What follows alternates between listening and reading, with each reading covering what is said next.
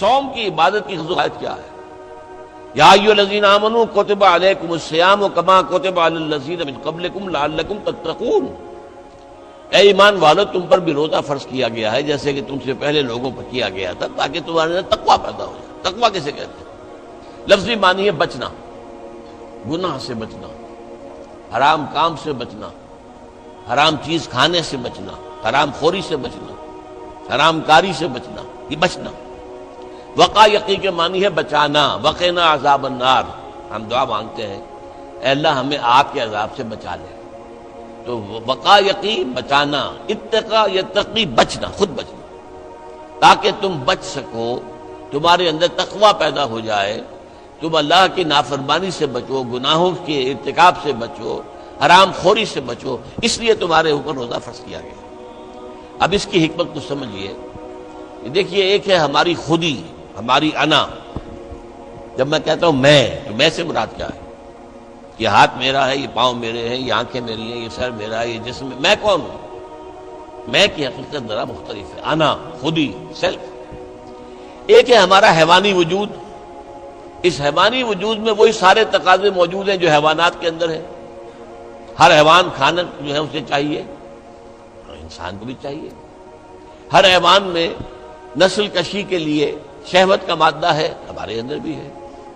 ہر حیوان کو کوئی نہ کوئی گھونسلہ ہو، کوئی بھٹ ہو، کوئی جگہ چاہیے رہنے کے لیے، آرام کرنے کے لیے، ہمیں بھی چاہیے۔ تو حیوانی تقاضے جو ہمارے وجود کے اندر موجود ہیں، ان کے لیے کہا ہے، فرائیڈ نے لفظ استعمال کیا ایڈیا لبیڈو۔ یہ ایڈیا لبیڈو بہت منہ زور ہے۔ بھوک لگتی ہے تو انسان کہتا ہے کچھ بھی ملے کھانے کو، حلال ملے حرام ملے کھاؤ۔ شہوت کا جذبہ جب جاگ اٹھتا ہے، برانگیختہ ہو جاتا ہے، تو پھر وہ تو چاہتا ہے تسکین ہونی چاہیے میری شہوت کی، جائز ناجائز، حلال حرام، صحیح غلط، سب چھوڑو اس کو۔ اس کے لیے کنٹرول پیدا کرنا، ضبط نفس، کہ آپ اپنے نفس پر کنٹرول کر سکیں، نفس آپ پر حاوی نہ ہو جائے، جو اس کا حکم دے، جو بھی وہ حکم دے آپ اس کی پیروی کریں، نہیں، نفس کو اپنے قابو میں رکھیں، اپنی مرضی کے مطابق اسے چلائیں۔ اس کی مثال ایسے ہی ہے کہ جیسے ایک گھوڑا ہے اور ایک سوار ہے اس پر۔ اب اگر گھوڑا منہ زور ہے، طاقتور ہے، اور سوار بیچارہ کمزور ہے تو کیا ہوگا؟ گھوڑا کہیں پٹک دے گا اس کو، کہیں کسی کھائی میں پھینکے گا یا کچھ اور کرے گا۔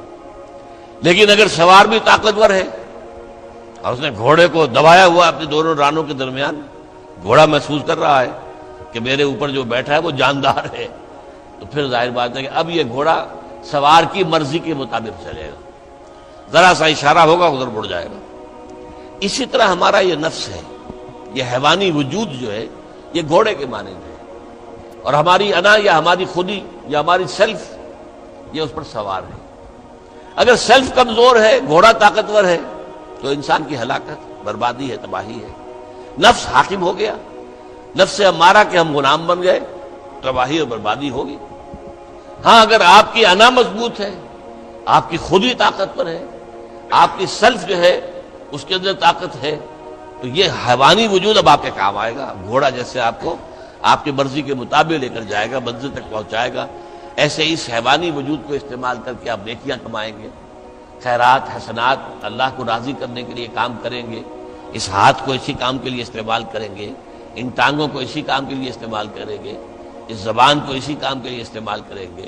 تو یہ ہے اگر آپ کا کنٹرول نفس پر ہے، اس کا نام ہے ضبط نفس۔ اور یہاں میں تھوڑا سا اشارہ کر دوں کہ ایک اور لفظ بھی آتا ہے، نفس کشی، نفس کو مار دینا۔ انگریزی میں اس کے لیے لفظ ہے سیلف اینیہیلیشن۔ ایک ضبط نفس ہے، سیلف کنٹرول، ایک نفس کشی ہے، سیلف اینیہیلیشن۔ یہ سیلف اینیہیلیشن اسلام میں پسندیدہ نہیں ہے۔ نفس کو کچلو مت، گھوڑے کو مارو نہیں، یہ تو کام کی شے ہے، بس گھوڑے پر قوت حاصل کرو، گھوڑے کو اپنے کنٹرول میں رکھو، ورنہ نفس کا بھی حق ہے۔ گھوڑے کو بھی دانا پانی ڈالتے ہو کہ نہیں؟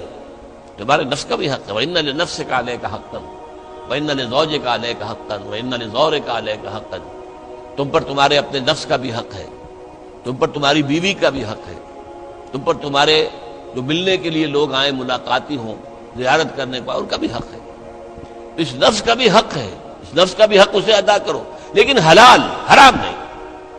یہ حرام اور حلال کے فرق کے لیے ضبط کی ضرورت ہے، کنٹرول کر سکتے۔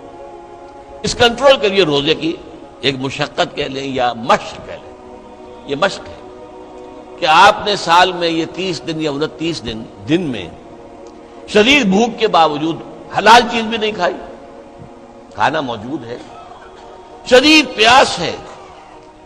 فرض کیجئے کہ آپ عین دوپہر میں دفتر سے یا کہیں کالج سے آپ آئے ہیں اور گھر پہنچے ہیں تو شدید پیاس کی وجہ سے، جب وہ موسم آ جائے گا جون کا اور مئی کے روزے جو ہیں تو تب معلوم ہوگا کہ روزہ کہتے کسے ہیں۔ ابھی تو ہم کچھ دنوں سے عادی ہو گئے ہیں، سردی میں روزے تھے، روزہ کچھ کہتا ہی نہیں تھا، اب بھی ذرا ہے، کچھ تھوڑا سا رنگ دکھا رہا ہے، لیکن اکتوبر کا مہینہ ہے، اس میں وہ گرمی تو نہیں ہے نا۔ لیکن ہو سکتا ہے کہ اس وقت اگر روزہ ہو تو گلے کے اندر کانٹے پڑے ہوئے ہوں گے پیاس کی وجہ سے، اور گھر میں پہنچے تو معلوم ہے پانی موجود ہے، فریج موجود ہے، ٹھنڈا پانی موجود ہے، برفاب اور بھی ڈرنکس موجود ہیں، روح افزا کی بوتل رکھی ہوئی ہے، نہیں پینی۔ کیوں؟ اللہ کی اجازت نہیں۔ یہ مشق آپ 30 دن کریں گے تو اس سے توقع ہے کہ آپ کے اندر یہ صلاحیت پیدا ہو جائے کہ بقیہ 11 مہینے حرام تو نہ کھائیں، ایک مہینے حلال بھی نہیں کھایا اللہ کے حکم کی وجہ سے، تو حرام اللہ نے کیا ہے نا، اللہ کا حکم ہے۔ 11 مہینے یہ تقویٰ پیدا ہو جانا چاہیے، یہ طاقت تمہارے اندر پیدا ہونی چاہیے، یہ صلاحیت پیدا ہونی چاہیے کہ حرام میں منہ مت مارو، حرام سے اجتناب کرو۔ یہی وجہ دیکھیے، ذرا کڑوی بات آپ کو سنا رہا ہوں۔ فرض کیجئے عین روزے کی حالت میں آپ حرام کام کر رہے ہیں، کھانا تو نہیں کھا رہے، جھوٹ بول رہے ہیں تو حرام کام ہے، سودی کاروبار کر رہے ہیں حرام کام، رشوت لے رہے ہیں یا دے رہے ہیں حرام کام۔ عین روزے میں اگر یہ کام ہو رہا ہے تو پھر یہ روزہ بے معنی ہے۔ صرف کھانا پینا چھوڑ دیا تم نے، روزہ تو نہیں رکھا، یہ روزہ تو نہیں۔ حضور کی 2 حدیثیں آپ کو سنا رہا ہوں۔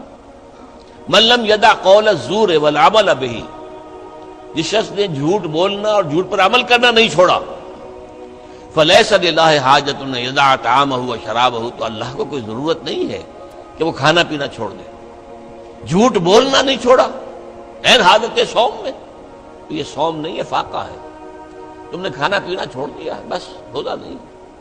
نہ اس میں روزے کی حکمت پوری ہوگی، نہ روزے کی غرض و غایت پوری ہوگی، نہ روزے کی برکات، روزے کے انوار اس سے پیدا ہوں گے، بلکہ بس یہ ہے کہ آپ نے دن بھر میں فاقہ رکھا ہے، اللہ اللہ خیر صلی اللہ۔ اس طرح ایک اور حدیث میں آتا ہے، کم من صائم لیس من صیامہ الا الجوع، کتنے ہی روزہ رکھنے والے ایسے ہیں جنہیں اپنے روزے سے سوائے بھوک کے اور کچھ حاصل نہیں، بھوکا رہا، بس منہ بند کیے رکھا، باقی روزہ نہیں تھا وہ۔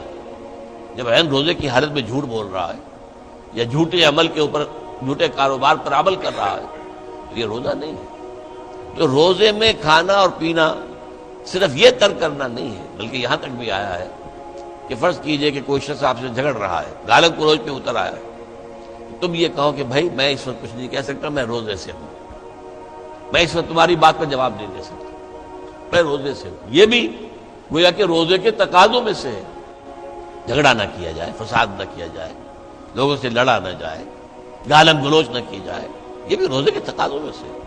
تو روزہ رکھا جائے پورے آداب کے ساتھ تو اس سے تقویٰ پیدا ہوتا ہے، اس میں کوئی شک نہیں۔ تو یہ ہے گویا کہ اولین سطح پر روزے کی حکمت، یا ایھا الذین آمنوا کتب علیکم الصیام کما کتب علی الذین من قبلکم لعلکم تتقون۔ اب آئیے اگلی منزل، کچھ عرصے کے بعد پھر رمضان کے روزے فرض کر دیے گئے۔ شہر رمضان الذی انزل فیہ القرآن ھدی للناس وبینات من الھدی والفرقان فمن شہد منکم الشہر فلیصم۔ رمضان کا مبارک مہینہ وہ ہے جس میں قرآن نازل ہوا، اور قرآن کیا ہے؟ لوگوں کے لیے ہدایت اور حق و باطل میں امتیاز کی بینات، روشن چیزیں، واضح چیزیں، کھلی چیزیں، بین چیزیں۔ تو جو کوئی بھی تم میں سے پائے اس مہینے کو، نہ مریض ہو نہ بیمار ہو، موجود رہے اپنے گھر میں، فلیصم، تو لازم ہے اس پر کہ روزہ رکھے۔